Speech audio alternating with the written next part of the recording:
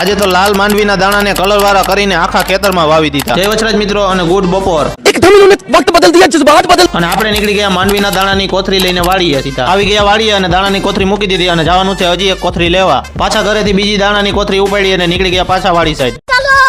આવી ગયા વાડીએ અને બીજી કોથરી પણ મૂકી દીધી છે। હવે ઇટ્સ ટાઈમ ટુ માવા ખાવાનો। હવે માવો ખાઈ લીધો ને આપણે બેસી ગયા ગાડામાં। હાલો તમારે બેવું હોય તો આવી જાવ ઠાઠે બેહવા। અને હજી ટ્રેક્ટર આવ્યું નથી, આવે છે। પછી બે કોથરી દાણાનો કરી દીધો ઢગલો, દાણાને કલર કરી નાખ્યો અને હવે મૂકી દીધા થોડીક વાર સુકાવા માટે। હવે ટ્રેક્ટર પણ આવી ગયું અને હવે આપણું કામ ચાલુ। હવે ભરી દીધા ઓરણીમાં દાણા અને થઈ ગયું માંડવી વાવવાનું ચાલુ। અને પછી આપણે આવી ગયા પાવડો લઈને પારા ફોરવા। થોડાક દાણા ઓછા પડ્યા એટલે આવી ગયા પાછા ગામમાં દાણા લેવા। દાણા લઈને આવી ગયા અને હવે આપણે પાછા કરવાના છે આને કલર વાળા, અને કરી દીધું કલર વાળા કરવાનું ચાલુ। આખું ખેતર કમ્પ્લીટ થઈ ગયું અને આપણે બધા આખા ખેતરમાં માંડવી વાવી દીધી। હવે કામ ઉપાડ્યું ટીટોળી થી થોડુંક માંડવી વાવવાનું। અને તમે આને શું કહો કોમેન્ટ કરજો। ટીટોળીનું કામ પૂરું થઈ ગયું, નાખી ખંભે નીકળી ગયા પાછી મૂકવા। ટીટોળી મૂકી દીધી ને ઉપાડ્યો ખંભે, હવે પાવડો પારા ફોરવાના છે। આ શું છે તમને ખબર હોય તો કહીજો। હવે તો સુખનો સૂરજ આથમી ગયો છે, આપણે કયા ઘરે જવાનું થાય। હાલો થઈ ગયું ઘરે જવાનું, નીકળી ગયા ઘર સાઈડ। વિડીયો ગમ્યો હોય તો લાઈક કોમેન્ટ શેર અને સબસ્ક્રાઇબ કરી જ નાખજો અમારી ચેનલને।